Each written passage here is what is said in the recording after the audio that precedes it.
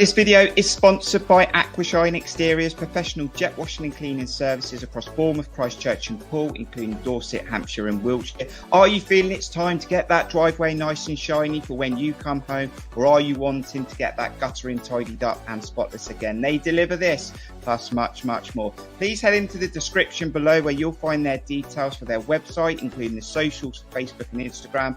You also need to find their before and after portfolio. You can also call them on 07503 998 088 for a free quotation. Don't wait till next week. Don't think you'll do it another day. Pick up the phone, give them a call, check them out. Good evening, everyone. We are live on YouTube for our last match preview, Premier League match preview before the World Cup. What a massive game it is for both teams, Bournemouth and Everton, on Saturday at Dean Court again. Yes, we face off for the second time. So let's get involved this evening. This is your opportunity to have your say on this match preview. And as always, we've got lots coming up on this show. If you're new around here, please do subscribe to Cherries Red Army. We're about 13 subscribers away from 1,300. Please do help us. Let friends and family know about the channel. Help subscribe and help us grow. Also hit the like button. We do like to try and get about 50 likes on these match previews. We've done it before. We did it last week. So let's do it again. Get us to 50 likes. Use our interactive chat. Do let us know your thoughts, get involved, and we'll also be having guests to play. So the quiz is here for you this evening. But if you weren't able to join us live, thanks for checking out this video, and do let us know your thoughts in the comments. Look, let's not waste no time. Let's get on with the match preview. We're going to get our opposition guest on, Everton fan, for our opposition view. Cheeky one, square, and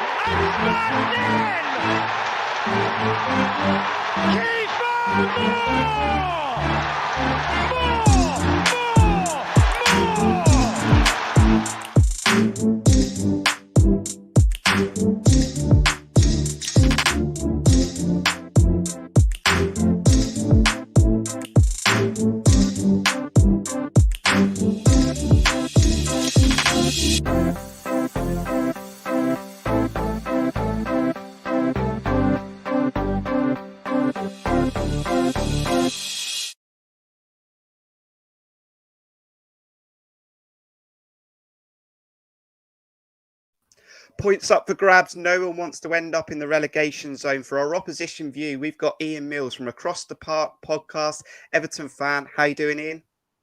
Well, all good, Kaye. Thanks for having us on. Pleasure to be on Cherries Red Army. I think I've probably drew the short straw because I know what you're going to start the show with, or I've got a very good idea. But as we get more advanced in the chat, I think I'll get to the fact that I really hope Saturday, and I do think Saturday could be a bit different. Fingers crossed for the Blues. I expect it to be different. We might touch on Tuesday night, but do tell us about your podcast and the coverage you'll have this weekend for Everton and potentially Bournemouth fans who want to check it out. Yeah, so if any Everton fans that have joined on the live hashtag that we've put on our social media and you're in a bit of a YouTube hole and you're watching this, we are an Everton YouTube channel. We also do audio podcasts. The Twitter and the Instagram is at Across the Park PC. Across the Park stands for our history is across the park over at the first ground we ever built and played in. Some call it Anfield. I call it the old Everton Stadium. So that's where that name sort of comes from. But we produce a YouTube show each week. We try and get in the pub and have a face-to-face chat. And then we do one with yourself, Kaye, came on as an opposition fan this week. And then we're going to be covering the Bournemouth game as much as we can with a full review on Monday evening as well. So any Blues who are here, any Bournemouth fans who maybe want to check out the review on Monday, YouTube channel is at Across the Park Podcast.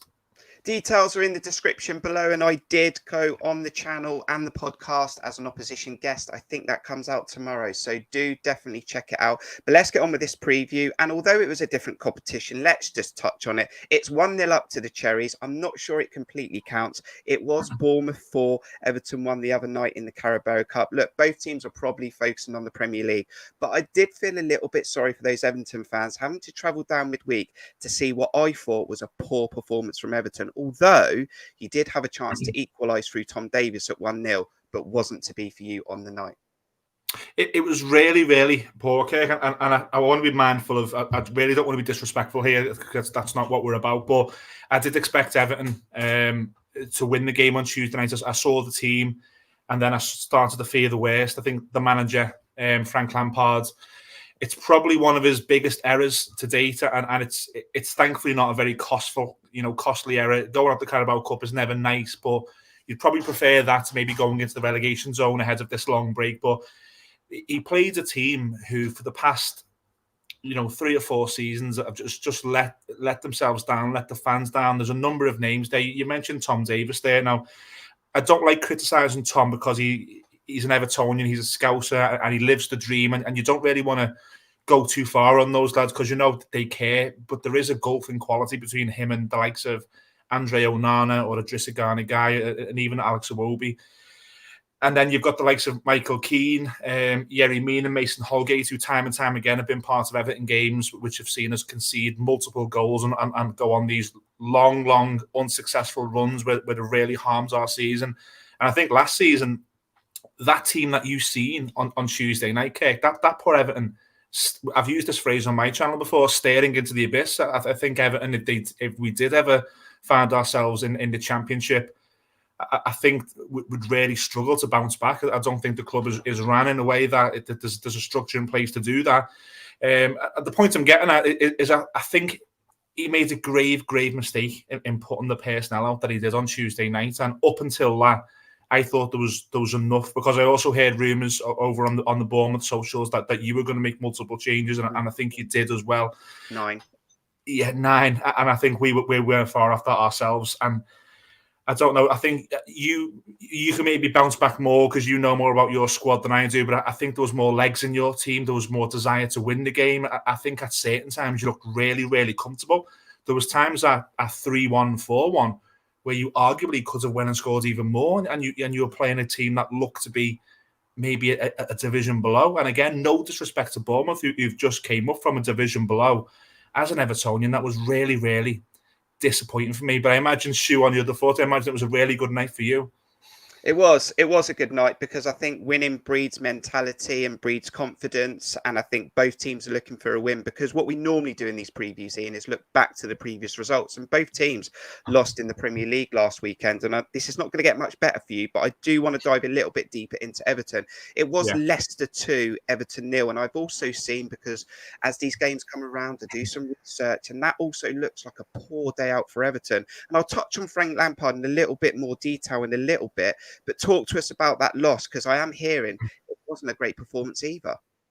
It's another one where, look, I wasn't too disheartened by the loss. I personally think Leicester are in a false position. I think they're a really good side. And on our channel previewing the Leicester game, I did sort of, I warned Evertonians about a good Leicester team coming who'd pick results up against Wolves and Nottingham Forest, and they were really impressive in those games. And I think Brendan Rodgers, I think despite the fact that he maybe have not started this season well, I think he's a good manager. So I think in the bigger picture, and a bigger picture being I'm hoping to be having a pina colada in May in a different country and looking back and saying that result hasn't cost us. It's very easy for results to hurt. I think the big thing for me, Kirk, is going away from the results on Tuesday. That was Everton's 4th loss in 6 games, and the Bournemouth game on Tuesday turns it into the 5th loss in 7. And there's a lot of sayings out there that winning, that becomes a mentality. You've got the mentality monsters perhaps across the park.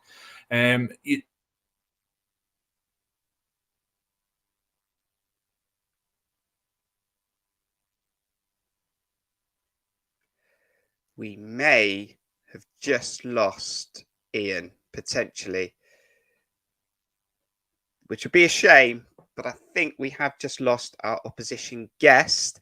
So what I will do, because we are live, and this is what happens when you are live. We enjoy being live on these match previews, but when you're live, sometimes it doesn't go to plan. But Ian's on StreamYard. They use StreamYard. They know how it works. And we think we've got Ian back. Ian, are you back? Mate, never have a 4-year-old who demands to watch YouTube before bedtime and it interferes with your Wi-Fi.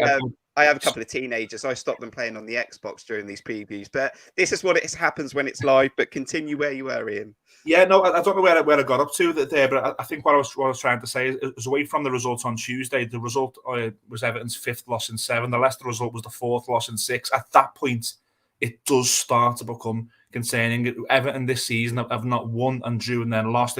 We seem to go on these runs that it's either we've had a good start where we had some good results, and then we went on a bit of a lull. We were drawing games, and we had a tough run, and now we're on this run where that Leicester result is a big part of a problem that seems to be getting bigger and bigger. You don't want to go on these runs, Kirk. Like, you've probably been on them yourself, where you're looking at the next 2 games and the 3 games, and you're going, good God, we haven't won in 4 or 5 here, or we've took minimal points.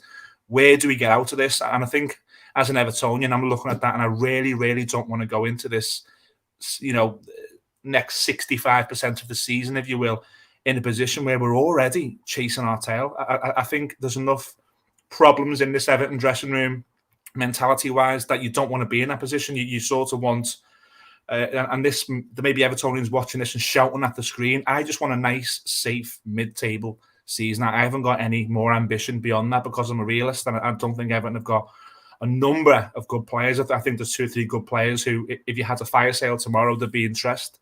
I also think if you had a fire sale tomorrow, there'd be a lot of not interest in large members of the squad. So the Leicester results in isolation, like I said, when I look at the big picture over 38 games, I'm hoping it's not going to be one that hurts us too much, because they're in a false position. They are a good team, but when you're in the run that we're in, Kirk, it can be a killer. And I think the manager then took that result into Tuesday, where he's got one eye on Saturday already, and he's rotated so heavily. And we're now I think we're going to throw a little bit of muck at the wall and see what sticks on Saturday, unfortunately. And again, that's a really difficult situation to be in for me. Yeah, because when I look at Everton, and I think this is a team that's been in every season of the Premier League. I'm sure I'm right when I say that. Yeah. And I think there's only been a couple of seasons where I think that Everton have been close to being relegated out of the division. Very at the start of the Premier League, I think there was maybe 10 or so years ago, there was a chance. But I always see Everton as being a side, you're going into a new stadium that look for big things. You've touched European competitions at times. And let's talk about Frank Lampard then, because a great player, and I always worry about managers like this, your Steven Gerrards, they were great players, they're expected to be great managers. You've not scoring many goals, I think it's only 11. You don't win many matches on the road. From the outside, listening to other podcasts and other channels that talk football, it sounds like Frank Lampard's in a bit of trouble. But when you talk to Everton fans or Everton podcasters, they're pretty comfortable with the situation and seem to back him. Am I right in saying that? Yeah, I think you are right. I think what's missed, or maybe what's not missed, I think that's harsh. I think what's overlooked by the non-Everton sections of the football and podcast world, or even the mainstream media, is that Frank Lampard was instantly gravitated to because of who he replaced. Now you have the previous manager, Rafa Benitez, who the moment that started to go wrong, there was going to be outrage because of who it was, and that's what happened. Now, what happened with Rafa is it started to go wrong in around October, and he didn't get sacked until January. So you had that period where it was after COVID-19 and everyone was wanting to go back into the ground, and you got a situation where Evertonians were then not enjoying going to the game, and that was just a really sad part of my sort of existence being an Evertonian at that period under Rafa. It was so horrible. I don't know what managers maybe who've managed or played for your rivals that would really do that to you. But if you just picture that person in your brain and you win one game in 14 under that person, and it becomes toxic. I remember the mainstream media outlets were showing Evertonians protest, and there was actually a walkout. I don't know if you know that, in the Arsenal game in December. Evertonians walked out on 27 minutes to mark 27 years since the last trophy, and all of a sudden that manager was causing all sorts. He then leaves. Frank Lampard comes in. He wins his first game at Goodison Park. He pats the badge. He does the fist, and instantly you've just got that connection. And I think not only as a football fan, as a human being, you want to connect to things. You want to love things. You want to enjoy things. And he's got that good grace. What he also done last season, there was a game against Crystal Palace in the FA Cup quarter-final. Everton got beat 4-0. On his interview after the game, I don't want to swear in this podcast, but he actually accused the players of having a lack of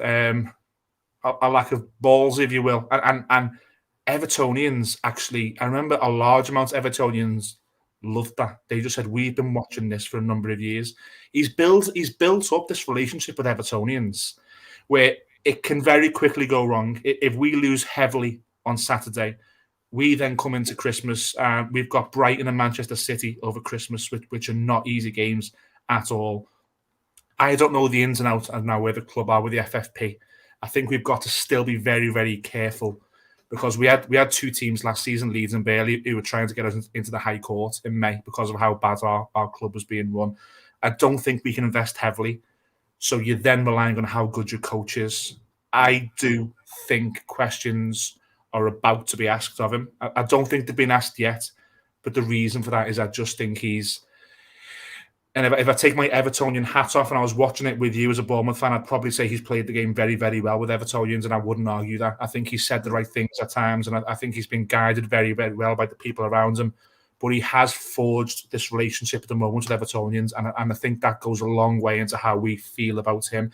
He's someone who I absolutely want to get it right because of what he's done, how he's reached out to me, how he's reached out to me as a football fan, how he's reached out to me as an Evertonian. He's gone a little bit above and beyond I thought a London lad would, moving up to Liverpool and reaching out to because London and Liverpool are very, very different. The mentality of the people are different, and he's come up and he's grasped onto it. So I've gone a bit long on your question there, Kaye, but in short, I don't think it's far away from him having serious questions, but I think he's got enough good grace at the moment that Evertonians are still with him.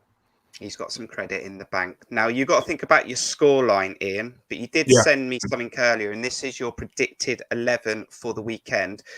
Just give us a quick overview of that predicted 11. It is slightly different from Tuesday night. Your defence looks much different, and your midfield, really. Up top, Mulpay will probably start again. And talk to us about some of the threat then, because I'm not going to lie, Ian, I wasn't overly impressed with Anthony Gordon, but it was the Carabao Cup. But this is someone who's been linked with a big money move. He's got most of your goals, actually, but Iwobi is running streets ahead with assists. Yeah, I've gone for that team, Kaye, because the manager, and again, I'm not sure whether you've seen the Everton manager's post-match, he actually said there'll be wholesale changes in this game. He wasn't impressed with the fringe players who came in and started on Tuesday night. The goalkeeper automatically comes back in. I think Nathan Patterson keeps his shirt because Seamus Coleman is 34. I think you only play Seamus Coleman now when you absolutely have to, and have to is when Patterson isn't fit. Patterson is fit. He plays. Mikalenko comes in. He's played all season apart from the couple of Carabao Cup games that we've had. He is the first choice left back. He is a lot better defensively than Ruben Vinagre. Not so much going forward. That's not his strength, but he is good defensively. Tarkowski and Cody, I've got the nicknames already as the Everton dads. So the Everton dads at the back. And look, you look at Holgate, Mina and Keane on Tuesday, and then you look at Cody and Tarkowski. It's night and day. I think them two walk back in. Idrissa Gana again. Will it upset them that one's been called up for England, one hasn't? No, I think I've seen an interview with Tarkowski and recently, and he said he didn't expect it. He said he wasn't expecting the call. He was hopeful, but he wasn't expecting it. I think Tarkowski has been a very, very good player for Everton, but I think if you look in black and white, he's part of a team who've got relegated, who've obviously let in a number of goals that have put them in trouble, and now he's playing with a team who is 16th. I don't think it was time for Tarkowski, really. I'm not the biggest international football fan. I'd rather the Everton players be on the training ground for 6 weeks and working on things. But he walks back in with Conor Cody. Absolutely knows. Idrissa Gana Guy, if fit, walks back in. Andre Onana, if fit. Now those two are doubts. So my team there could change. They were injured against Leicester. They both walked back in. Alex Iwobi is straight back in. I also think that Damari Gray will, based on what he's done on. So Damari Gray. Dwight McNeil and Anthony Gordon, it's been like a revolving door between them three all season. He hasn't been able to set on two wingers, really. But Damari Gray, the fact that he came on, scored on Tuesday, I think that cements his place. And despite the fact that his form hasn't been good since he let's just say there's rumours that he wasn't allowed to leave. That's how that went down. That he was very motivated by the move to Chelsea and the chance to play for, at the time, Thomas Tuchel. That's what we were hearing up here, that he was really motivated by that. He scored 2 in 2. Before that, West window was open. He scored 1 since his form has nosedived. I just think the manager likes him. And I think if you do get him if you get him motivated for the game, he's probably the best player that we do have. It's getting him motivated. And with Dominic Calvert-Lewin, he has been ruled out with a dislocated shoulder. So that leaves Neil Maupay to play. So that is my 11. I'm not too sure how you will line up, but I think you'll see a significantly better Everton performance this Saturday than Tuesday. Yeah, I think we'll line up significantly different as well, and we will talk about that later in the show. So you're welcome, Ian, to check that out later on. But I need a score prediction from you now, though, for Saturday in this big Premier League fixture. Any Bournemouth fans may not agree with this, but trust me when I say it, Everton need to win this game more than Bournemouth do. And that's no disrespect. I think if we get into a situation where we are down there for a prolonged period, it's going to be tough. We have a trigger-happy owner who does not take lightly to being down there. We have to get out. I think the manager's comments this week indicate that personnel will be changed and the Everton team will be motivated. I think if that happens, Everton have enough to win the game 2-1. 2-1. Ian, thanks for coming on this match preview. No Make worries. sure you check out Across the Park podcast stuff this weekend. As Ian said, they will have all the coverage and they'll have their podcast Monday. Thank you very much, Ian. Thanks, guys. See you soon, mate. Stay with us in this match preview and, of course, keep your thoughts going in the interactive chat because we'll be focusing on Bournemouth and we'll have the Cherries Red Army team coming up very, very soon. But it's our time to let you know the winners of our October giveaways from our sponsors, Aquashine Exteriors. There's 2 winners. Here they come. Time of the month again. If you are a monthly member or you've donated in October, you've got a chance to win prizes courtesy of our sponsors, Aquashine Exterior. Our first winner for the scarf is...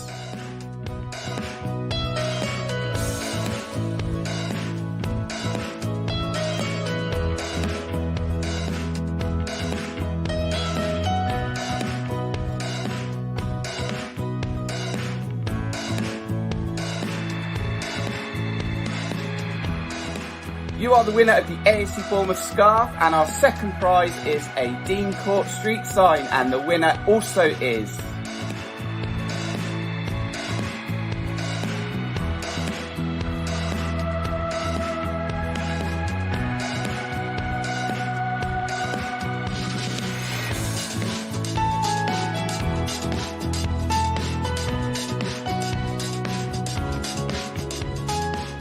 You, I'll be in contact as always, and that'll be the end of our prizes for this year. We'll be back hopefully with more prizes and giveaways in 2023. Thank you to our sponsors, Aquashine Exteriors, and thank you to you, anyone who's donated or become a member at buymeacoffee.com/Cherries Red Army. It goes a long way, helps the channel, and back to me in the stream.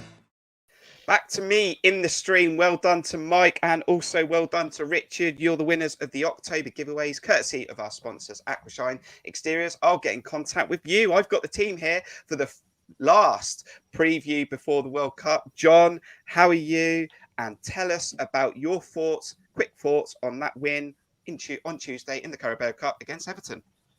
Yeah, thanks for having me on again, Kirk. Nice to be back on for another preview. That cup game was the first game I didn't really catch much of at all. I was busy Tuesday night, so couldn't really watch it. I was keeping an eye on things, and then sort of had to completely lose touch at 2-1, and I was thinking, oh God, not again.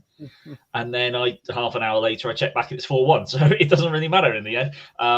From the sounds of things, there was a lot of very good performance amongst the fringe players who, are really making their case that they should be playing more often, as I think a number of us have, that, regardless, we haven't been making changes as much as we could have done to change things up. I think that's one of the main weaknesses of Gary O'Neill as a manager, is tactical flexibility within games, and he doesn't really make too many changes. And those fringe players have really proved a point to him. So I'm hoping that, this is inevitably going to be Gary O'Neill's last match. So I'm hoping that whoever comes in is going to be able to make more of the players that we have available to us. Those players, Aaron, that came in, thanks for joining us on this match preview. Those players that came in, took their chance, haven't had many minutes. Second half was so much better than the first half. And look, we put a team away, even if we did almost let a 2-0 lead slip again. Yeah, it was like a real breath of fresh air, wasn't it? Players who were chomping at the bit to get some game time. Really, as John said, really state their claim. Everton made a lot of changes, but it was still a pretty strong team. And, sometimes when you get these teams cobbled together with, fringe players, they don't always hit it off, but there was understandings all over the pitch. They played really well together. I could go through a number of them who really excelled. Certainly, I'm not going to name them, but there are certain players who probably should have been used more in the last few weeks, I think, whether starting or coming off the bench in certain situations. We might come on to that. But yeah, a really good performance, and they couldn't have done any more, really. We've also got a celebrity in the room tonight. I mean, he's famous from last weekend. It's Matt Davies. We'll come to that moment in a minute, but talk to us about Tuesday. Great to have you on another match preview, and hopefully you won't be on ITV very soon, because that's where celebrities are going at the moment. No, I don't want to get involved in any of it, to be honest. I mean, the Daily Star scraping the barrel, isn't it? It could have been a Telegraph or something at least, could it? Or the Guardian. Add a bit of class to proceedings, but great to be here. Great to see you, boys. Yeah, Tuesday night was a big boost, big confidence boost. I mean, obviously Saturday is the most important game, isn't it? It was in the back of my mind. I kept on thinking, this is all well and good, but I hope this is not at the sacrificing Saturday at the detriment of Saturday. Are we going to be able to do it twice on the bounce? But it is like two different matches completely, and two different 11s.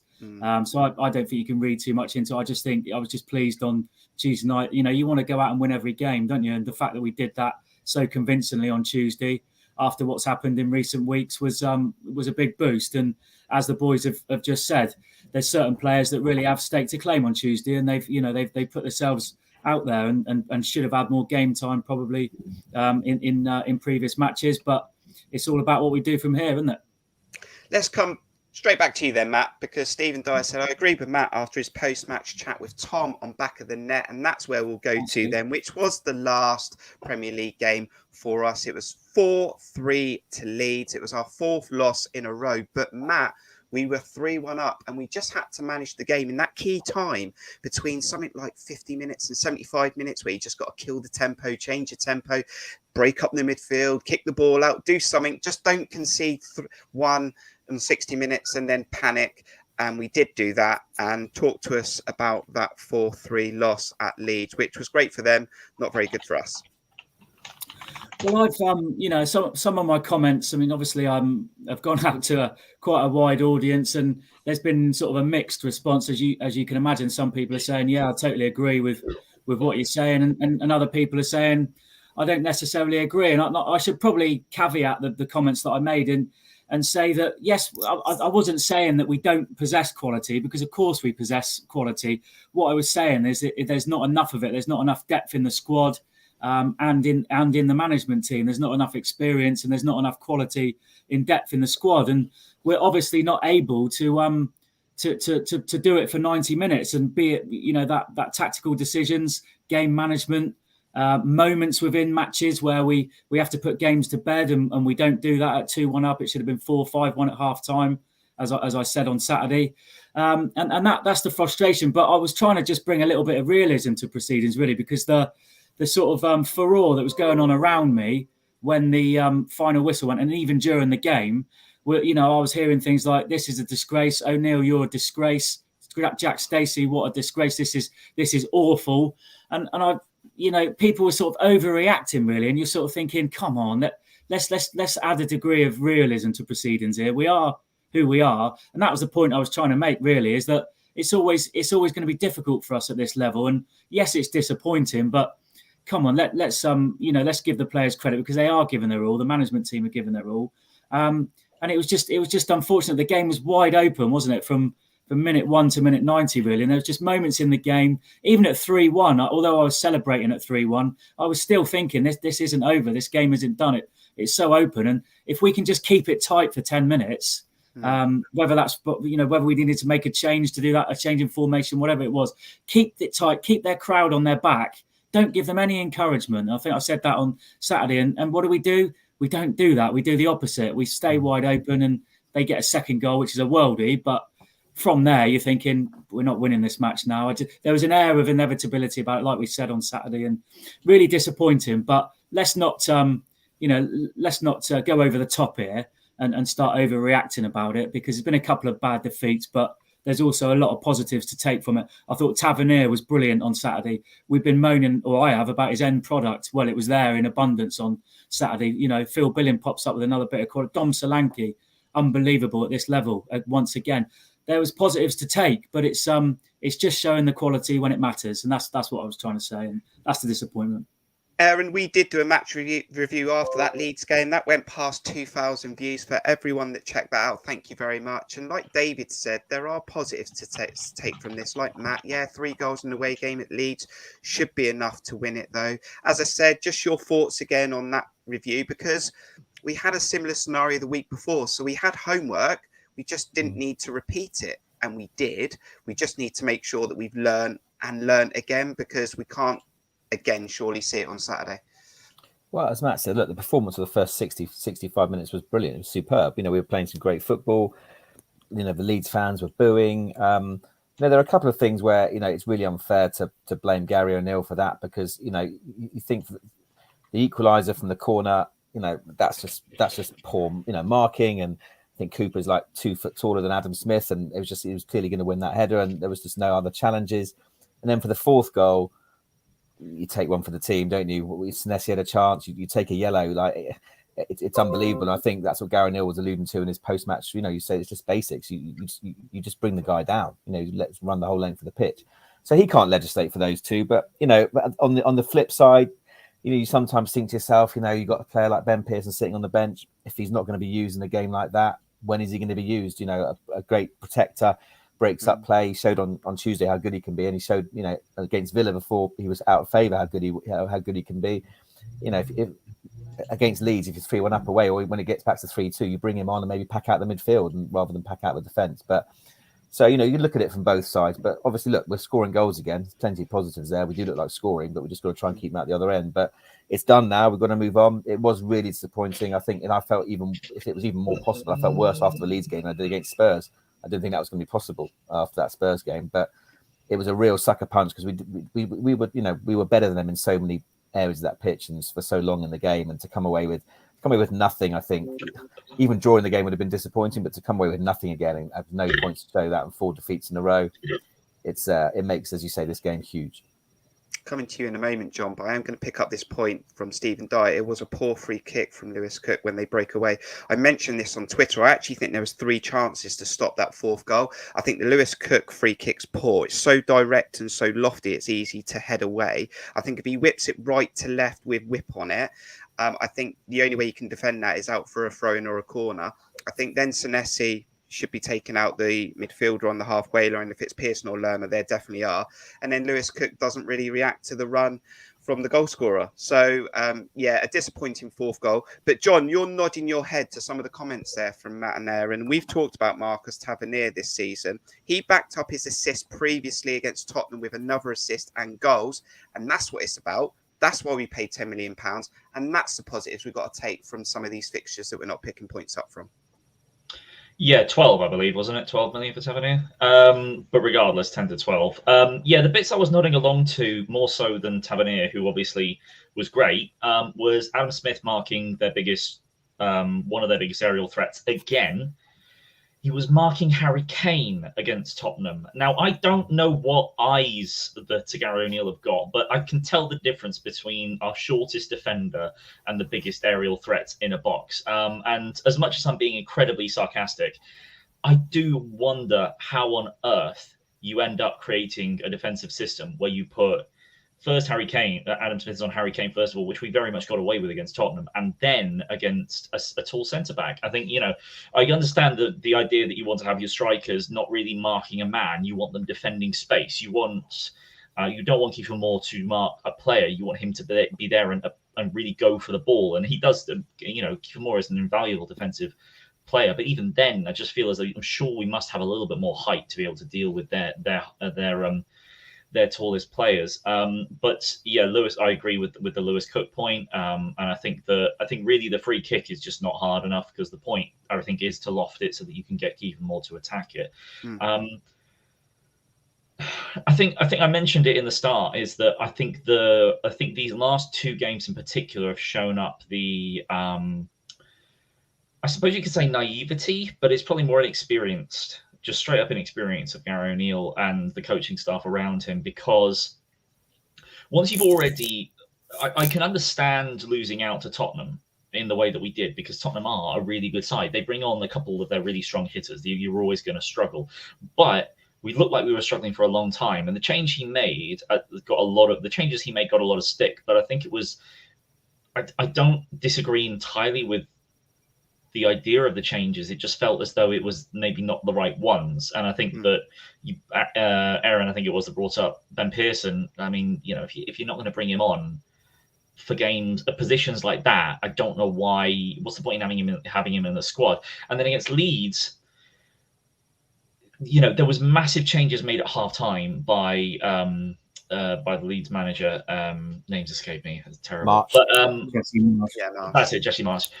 Obviously had to make some big changes at half-time. We entirely capitalised on that, just as though we did it against Tottenham by scoring a third goal. At which point, something screaming deja vu in your head. So surely you've got to change things up a bit. And we didn't change anything for a long period until pretty close towards the end. And I think that while other managers are changing things, I feel as though Gary O'Neill is more inclined to just stick with it and hopefully it'll improve. And I just think that hesitation, you can't really just wait on things to get better, particularly when you've got a team that seems to be so incredibly defensively minded. We've got the lowest percentage possession in the league. We've got the fewest big chances created. We're not really doing all that much when we're really sort of hemmed in the way that we were against Tottenham and Leeds. So I feel as though if another manager comes in, which they definitely will, I think that's the news that we're hearing, that hopefully someone more experienced is able to understand what to do in those situations to actually get the team out of those awful situations they put themselves in when they initially concede. Because the second goal is a fantastic finish. There's nothing I have no blame on Leeds' second goal. Incredible curling effort. But as soon as that happens, you've got to switch on as a manager and say, look, okay, now we're in trouble. Let's switch things up. Let's throw the balance out of the game and let's sort of like shut things down a bit. And he just didn't do that. And we'll come to Gary O'Neill in a moment because he had his presser this morning. But first, I'm a bit late mentioning this, but we need to get our guess the player first clue out, as we always do on these match previews. So I don't want your guesses in the chat yet. I don't want your guesses on the screen yet, guys. But your first clue for guess the player is that this player signed for both AFC Bournemouth and Everton and is left-footed. I will leave that on the screen for 30 seconds. 45 seconds, so you can start to think about who we're talking about on this match preview. Now, Matt, Gary O'Neill did speak to the press this morning. He spoke about talking about himself, saying he thinks he's done a very good job. He's picked up 10 points in 10 games. If he keeps doing that, he would keep us up. I don't think he's going to get this job. I mean, I think he would like the job, but I don't think he's going to get it. But he is right. If you pick a point up every game, you do survive in this division on average. But yeah, this is probably Gary O'Neill's last job. Last game. Yeah, he'll be hoping it's not his last job, definitely. Yeah, no, I don't think it'll be his last job for sure. I mean, he's not, what he has done is he's steadied the ship. And I've got a lot of time for Gary O'Neill. I really rate him. And I've gone on record to say that early in his tenure in the role. He's very articulate. He's very methodical. He's a student of the game. He's got a lot. I think he's probably a great coach. He's always got the players back. And his man management skill, he possesses all the attributes to be a great manager one day. But what he does lack, of course, is experience at this level, being a Premier League manager, as all of our management team do at the moment. And that's another aspect of where we're lacking in quality. And I just think from the Southampton game onwards, Southampton home, we were really on the crest of a wave. And after Parker, there was momentum built. There was a bit of a bounce there. He started to show his, as John said, naivety, lack of experience as a manager, and he's just started to get little things wrong tactically. Player selection, maybe format little things in game that he was doing where you were thinking, what's he doing? And that sort of carried on really from the Southampton game, that downward curve of momentum, and it came to a halt on Tuesday night, albeit 9 changes, 11 changes for Everton, totally different game in the cup. But he's found it hard, and we have been unfortunate, but there's been certain moments in games that he's, by his own admission, he would hopefully hold his hand up and say, yeah, I could have done better there. I got that wrong. that was the wrong call. I needed to act there. I needed to do this. I needed to do that. He hasn't done it, but it's all about him learning, is it? It's going to be a learning, isn't it? It's going to be a learning curve for him. But unfortunately, we cannot carry somebody that is on that journey of learning how to be a Premier League manager. Just as we can't carry any players that are learning how to be Premier League players. And this is, it goes back to the point I was making. We need reinforcements within the squad. And this is all of a legacy from Parker, by the way. It's all very well. I was on Saturday, I was saying, Scott Parker's right. He went the wrong way about it. He went the wrong way about it in all sorts of ways. I mean, his recruitment policy, or their recruitment policy, while he was in charge, was questionable. Bucket loads of loan signings, players made for the Championship, but not with an eye on the future in the Premier League. And this is coming back to bite us a little bit. We have to be a little bit smarter in and show a bit more vision, I think, and a little bit more foresight, perhaps, in our recruitment plans, like we maybe did more so under Eddie. Eddie would mould a squad, develop players, which he did from League One. Parker didn't want to do that. He just wanted to bring loads of players in on loan, saturate the squad with loan players and players that maybe are not fit for the Premier League. And we're suffering a little bit as a result of that. So it's very easy for him to point the finger and say we're lacking in quality. Well, he's partly responsible for me, or certainly the recruitment policy during his tenure. But now we need an experienced manager. We need a few reinforcements, and I believe in the owner. I think we will do that in January once the ownership situation gets resolved. It won't be Gary O'Neill in charge. In answer to your question, I don't think, but it will be an experienced manager. Whether it will be a Premier League experienced manager, I don't know, but it will be a quality manager, I'm hoping, and some quality additions as well. So let's see what it brings.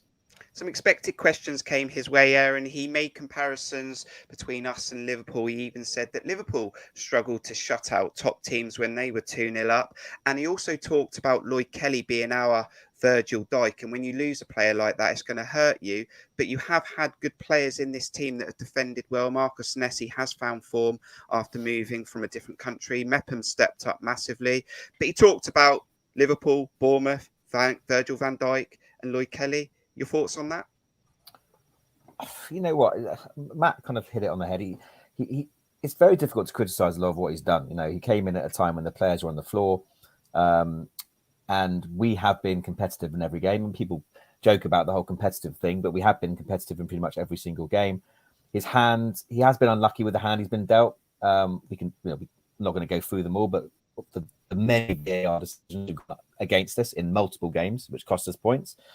Lloyd Kelly, his captain, being out for the majority of his 10, 11 games is a big blow, no doubt about it. Although, as you said, Senesi and Mepham have done well. So many things have gone against us. And I think the last two league games, in some respects, have kind of summed up his management style because, lots of good in it. 65 minutes of great football. We cannot sit there and criticise starting lineups, choices and formations and everything when for 65 minutes we wipe the floor with Spurs and Leeds. But it does sum up his tenure because then the last half an hour is the tactical. What Matt and John were talking about, the tactical naivety, making decisions. Southampton was just the weirdest game of all time. Some of his substitutions decisions, he throwing on Stanislas and Rothwell against Southampton, throwing Stanislas and Rothwell on against Leeds when Anthony and Dembele or Zamora were crying out to come on. Odd decisions, not bringing Pearson on has been mentioned before in certain situations. So it's hard not to knock him. He's done a great job. Average point a game. If he wins on Saturday, which obviously we hope he does, it's been a pretty respectable return. But I think we all agree that it sounds harsh, but he's not the man. We do need experience. And being forever thankful to him. I hope he sticks around at the club. I don't think it's going to happen because he's going to be a manager in a Championship club for sure.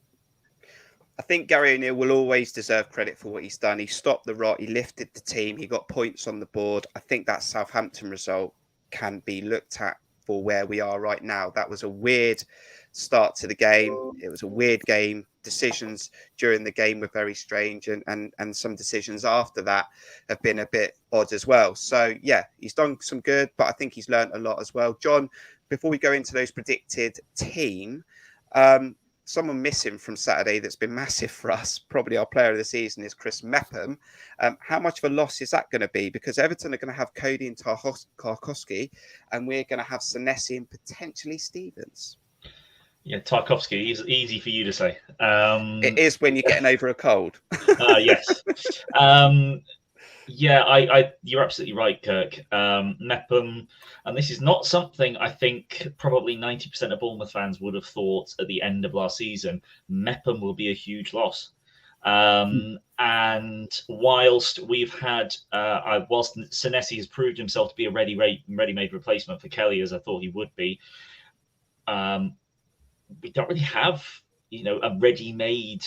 Well, I suppose we do in a way. Stevens has plenty of Premier League experience. He's played a lot of games for Southampton, but he also has been mistake-prone for Southampton, and that was one of the things that when he came in, Kirk, that was the first thing you found about him on the SofaScore? It's on stats. It says that's his weakness. Yeah. So yeah, at least we do have someone with Premier League experience that can come straight in for him, which is I imagine exactly why we brought him in, because otherwise it would be Hill. And as much as I think, we don't know how good Hill could be.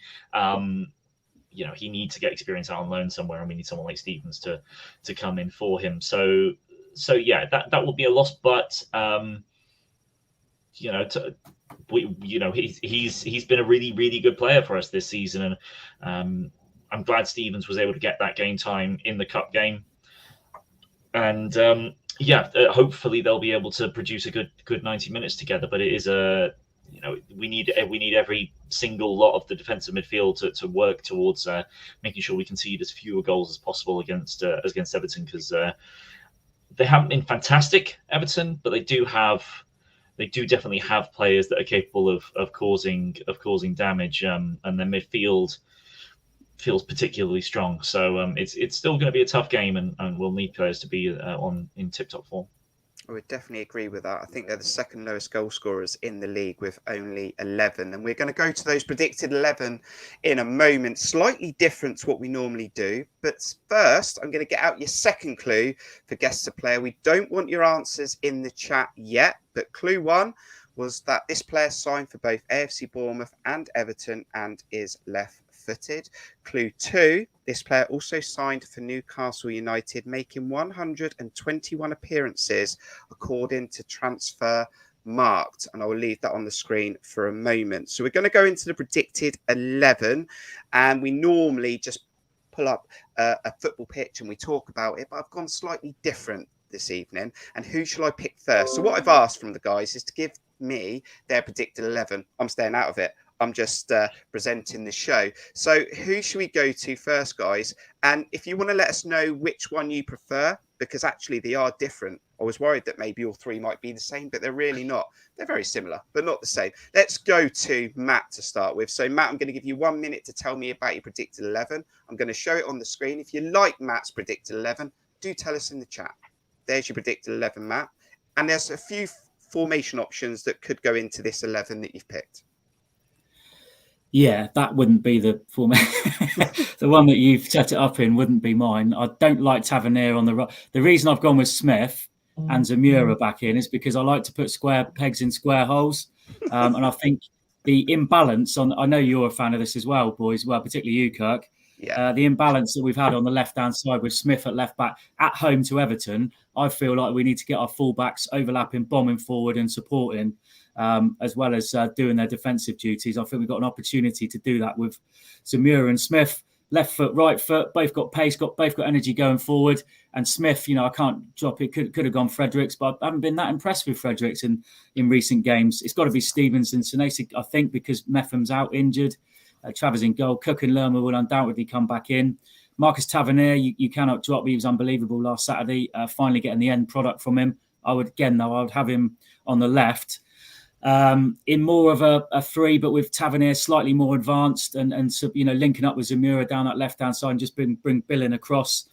It was a toss-up for me up front was my problem, because I did this in my lunch break and I don't, I value my time at lunch, so I didn't want to spend too much time. Work. I give you homework. Yeah, he's always giving me homework. Yeah, he's like my old headmaster, this fella. But I was thinking, do I go Anthony? Do I go Anthony and Zamura because of the link there? Does Anthony deserve his place, or do we keep that presence with Kiefer Moore that we saw so effectively work against Tottenham for 60 minutes? So I've kept with Kiefer Moore at home to Everton and Solanke up top. So probably a similar sort of lineup to how it was against Spurs, really, to start with. And let's see if we can manage the game a bit better if we can get ourselves in front.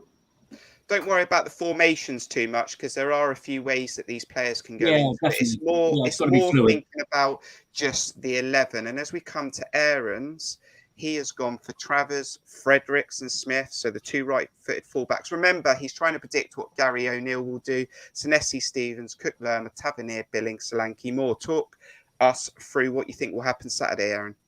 Yeah, again, this isn't what I would do. I would want Zamora in the team, but this is what I think Gary O'Neill will do.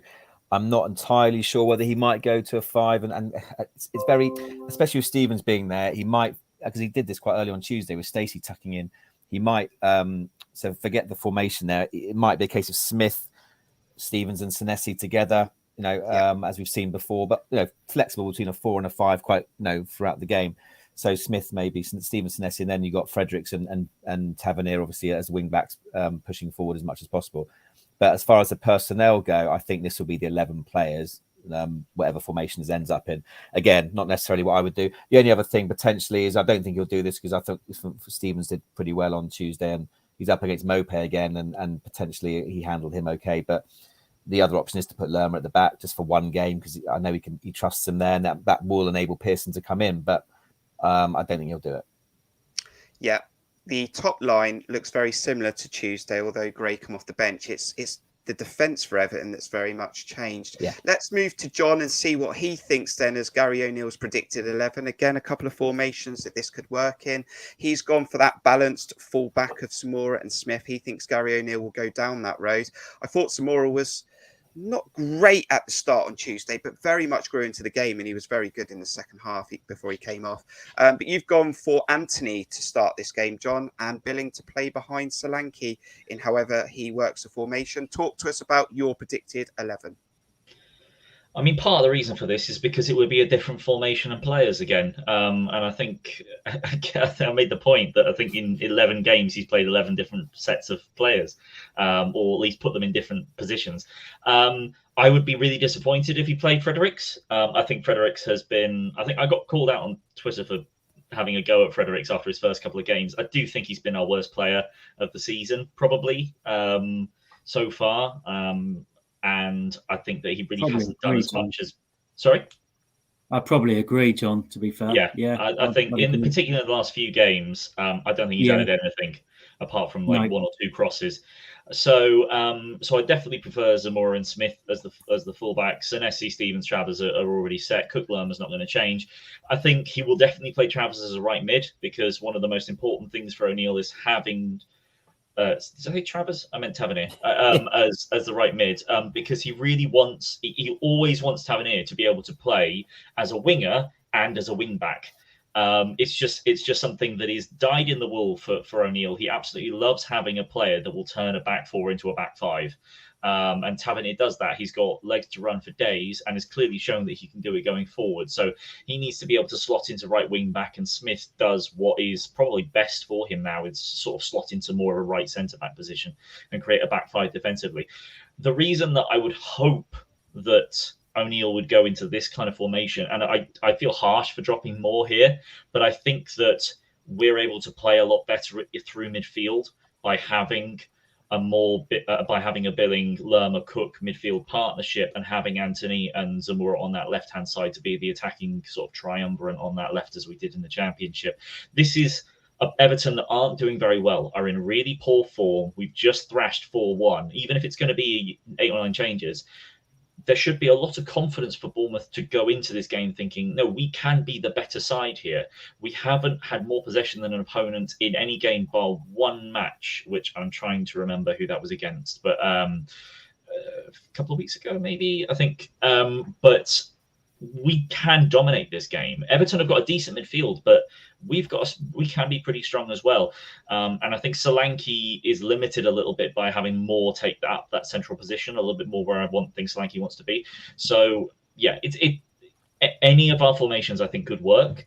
I would just like him to take the handbrake off a little bit more for this one, because I really think we can get at this Everton side.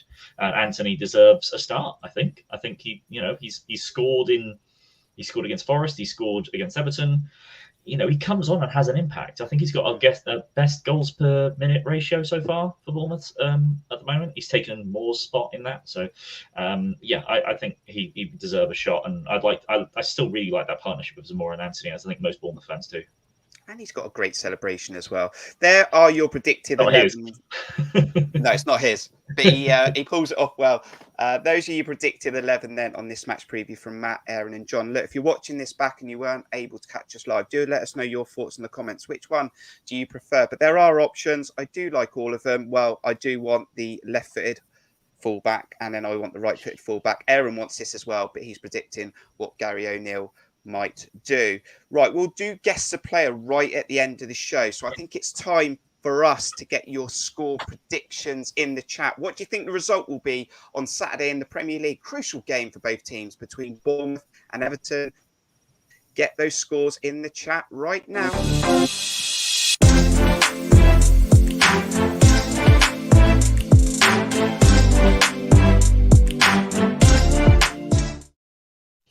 Right, let's go early then. Let's go early with the score predictions. Then we'll get the guess the player last clue out. Then we'll look at the other Premier League fixtures and we'll close this match preview out. I'm going to go early. Now, this fixture probably leans towards a draw. Both teams need to get back to picking up points in the Premier League. It probably will be a 1-1 or a 2-2, but I'm going to throw something out there. I have to, because I did an opposition view, guys, on Across the Park podcast, and I went for Bournemouth 3, Everton 2, a cracker.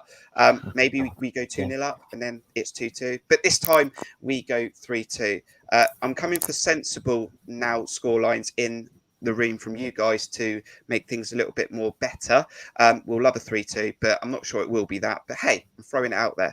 Matt, before I go into the chat for the first time, what's your score prediction for Saturday? Well, it's a difficult one to call. I just think in recent games we've looked so open defensively again, and whilst I'd had a couple of points, and obviously on Saturday you sort of you're coming out, you're very raw, and you're trying to recollect everything that's happened. And when I watched the highlights back, 3 of those goals on Saturday, cutting through us through the middle like they did for the 4th. The 3rd one, poor defending, goalkeeping, and the first one as well, the penalty was disastrous. We've got to tighten up at the back. I actually think this game is very, very winnable for us. And I take the comments of the boys there. I was 50, I could have gone with Anthony easy. I think he's a great option to come off the bench as well if needs be. And it got me thinking, we beat Everton 4-1 in the week. 10 years ago, if we'd have done that in the Carabao Cup, beat Everton 4-1, we'd still be dancing in the streets now, wouldn't we, as Bournemouth fans? Whereas it was just dismissed, wasn't it? Oh, we beat Everton 4-1, but it don't really matter.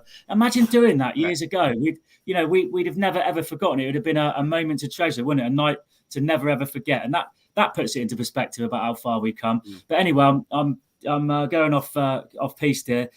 Prediction 2-1. I'm going to go 2-1 Bournemouth. Safe prediction, I know, but I just feel that it's a winnable game for us. I think we're actually better than Damari Gray would be my worry. I think he's a danger man for them. I really do. I think he can cause it. He's got real pace and he's got end product to his game as well. I think he's the one that could cause us issues, and we'll have to harness him.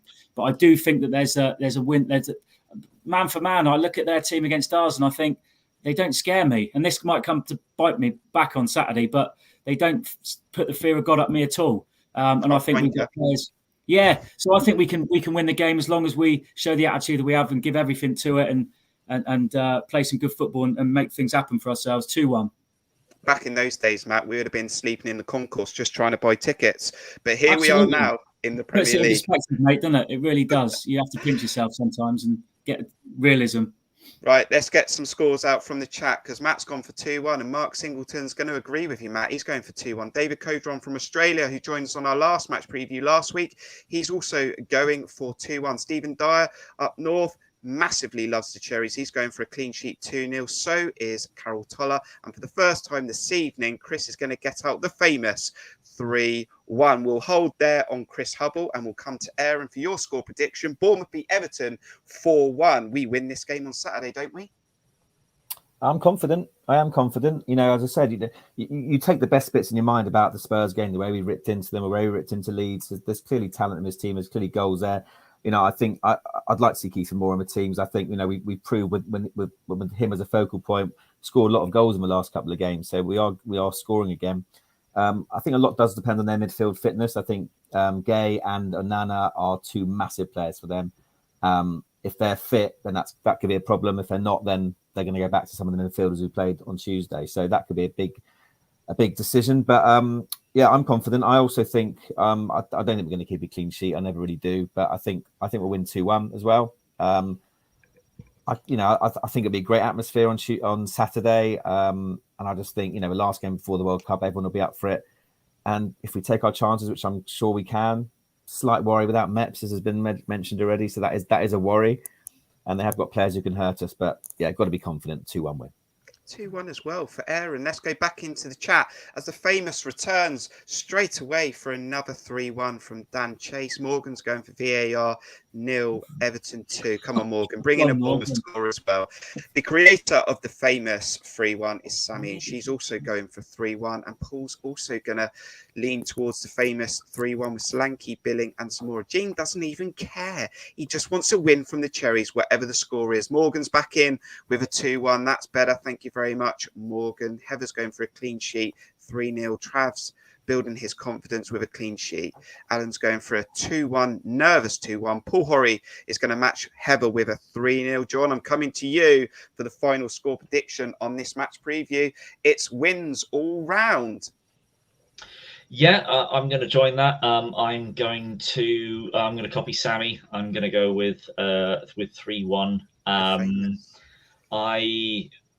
It was someone, I think, I can't remember who it was on Twitter, I think pulled up a stat showing that Bournemouth have actually missed the fewest big chances this season. In 7, I think it is. The problem is we've only created 12, which is also the fewest amount of big chances created. So just thinking about that and thinking about, Everton are going to be missing Dominic Calvert-Lewin and selling Neil Maupay, whose big criticism while he was at Brighton was the fact that he wasn't a great finisher. He worked really hard, but he wasn't a very good finisher. Everton have actually made 17 big chances this season and missed 15 of them. So they're missing a clinical edge, Everton. So I think that's one of the other reasons why I feel pretty confident that we can get a result. Is that Bournemouth have been incredibly clinical, really, this season. We're vastly outperforming our XG. Phil Billing is the most clinical converter in the Premier League at the moment. Yeah, I'm confident that we can turn it on again. I mean, we've scored. This is the thing. We scored, as Gary O'Neill pointed out, we scored 9 goals in our last 3 games against Premier League opposition. Yes, obviously one of them was in the cup, but if we can keep them from scoring, which has been our problem, then everything should work out. And I think Everton are not great. You pointed out, Kirk, they're the second worst scorers in the league. If we can keep them down to 1, not even clean sheet, if we can keep them to 1, scoring 1 goal, I'm confident that we can score at least 2. And I think 3-1 is a realistic result. So I'm confident of the win. Great results in the chat. Great results in this match preview room. And look, we're going into this positively. The one you need to check before kickoff is what Chris Sutton is predicting, because he throws some absolute fireworks around. We won't talk about fireworks because Matt's famous in the papers for that one. So we're slightly overrun on this match preview, but it's a crucial weekend, so it's absolutely fine. We love spending time with you. Make sure you hit that like button and subscribe to Cherries Red Army, and we'll also get a like count in a moment because we want to get to 50 likes on this match preview video. But the last clue for guess the player, so you're going to need to go back into the chat for everyone who's currently watching, because we are going to want your guesses now, and the guys are going to think about the player we're talking about. So guess the player. The first clue was that he signed for both AFC Bournemouth and Everton and is left-footed. This player also signed for Newcastle United, making 121 appearances according to Transfermarkt. And as it comes round for the third clue, this player made 3 international appearances in the 2014 World Cup stage, but his national team was eliminated. Just waiting for it to come on the screen because I forgot what it said, but it's there. Who am I? Put your guesses in the chat now. I'll come to you in a moment, guys. We've got a minute to think about it. And while we do that, Matt, we want to have a look at the other Premier League fixtures this weekend, because it's the last weekend before the World Cup. It's Manchester City taking on Brentford, Liverpool against Southampton, Bournemouth Everton, West Ham Leicester, Tottenham against Leeds, Forest take on Crystal Palace, Newcastle Chelsea, Wolves against Arsenal, Brighton Villa, and Fulham against Manchester United. Matt, a couple stick out in there for me. Look, We need to win the game on Saturday for us. If we don't win the game, though, do we need a few favours from the likes of Liverpool, Arsenal, and some others? Well, potentially, but we can't rely on anybody else. We've got to do things ourselves, and we should know not to rely on anybody else. And this is a harsh league, and you've got to make your own luck. You've got to make things happen yourself. So I'm not really concerned about anybody else at the moment, apart from us. There's a few games there that, like you say, that stick out, and you think, oh, that's a tasty one. But ultimately, it's what we do that matters. End of story. We have to do the business ourselves on Saturday. We have, Aaron, any other fixtures you're looking at? Obviously, the Cherries need to get the job done, as we've spoken about. But as I said, we'd like to see some of those teams in and around us lose as well. Yeah, we just want to. It'd be gutting to fall in under that line just before the World Cup, wouldn't it? So psychologically, to be there for 6-7 weeks, if we could just stay above it. So yeah, as you've already said, I hope Liverpool, and Arsenal do the business. So at least, and Tottenham could do us a favour as well. So yeah, Liverpool haven't been kind to us, losing to Leeds and Forest. So let's hope they can beat Southampton for us. And some of those other clubs are lining up new managers, John. And some of those clubs have already just got a new manager. So let's see what bounce they get. Hopefully not one at Anfield. Yeah, fingers crossed, because, I mean, they're below us in the table. They're down the road, and we want them staying down there. Yeah, Nathan Jones, an interesting one. Pretty pleased for him, because I do like him as a manager. But a bit of a risk, I feel. I'm hoping that we, upon completion of our new ownership, we go for someone with a bit more experience in top flight football. Although, I mean, having said that, if Knutson from Bodo Glimt is to be true, his top flight experience is in probably not even a top 10 league. So that would be an interesting one. But yeah, we got to focus on us. And while yes, we've got to hope that others slip up as well. Fingers crossed, we end up a decent bit higher in the table after Saturday. Right, we had a really good guest player last week. John did get it, but I don't think anyone got it in the chat. And the chat are working away for guest player. Matt, right, have you got a player in mind for who I'm talking about? I did, but then you started throwing curveballs in, like 2014 World Cup and things like that. So no, I haven't really now. I was going Dan Gosling, and I thought, did he make 121 appearances for England? Probably not. Then I thought Sylvain Distin. I don't think it's him either. So I'm not quite sure. Aaron, any closer? No, before we even started, I had Parkinson, Distin, and Gosling in my head. I thought Distin after the first clue, but then. Yeah, he hasn't made over 100 appearances for Newcastle, I'm pretty sure. But my guess would have been Sylvain Distin, but I can't think of anyone else. Yeah, that was mine too. Obviously, no cheating in the chat, Stephen. No cheating in the chat, but 28 there you go then. Yeah, exactly. So, John, are you any closer? No, I don't have a single name. I mean, the left-footed one means it knocks out 70% of footballers, but I still can't think of anyone. I can't even think of a single player outside of Distin and Begovic and King that played for Everton and Bournemouth at the moment, let alone one that would have been in the World Cup in 2014. So all played for Newcastle. So no, I'm completely spent. I think you've done us this week, Kirk. I think I have done you. Not completely, though. I've done the match preview room, but maybe one person in the chat has just nailed it. Because this week, the player we're talking about on Guest the Player is, and well done to you, Mark Cole, Christian Atsu. Oh, do you know what? I thought of him, and I thought, no way did he make 121 appearances for Newcastle. I literally thought of him. I forgot he played for Everton. Yeah. I didn't know he played for Everton. That one. And the key part there was that he signed for AFC Bournemouth. He only ever played in friendlies. But he had 2 spells at Newcastle on loan, which made up 121 appearances. Look, proud of myself again. I'm getting better as the season goes on. It's been a great preview. It's been a great opposition view. Matt, we need a final summary. We've extended the preview on this special game going into the Premier League on Saturday, where we need to pick up points before the World Cup. But thanks for coming on this match preview and your final thoughts. Yeah, thanks for having me, lads. Great to see you all.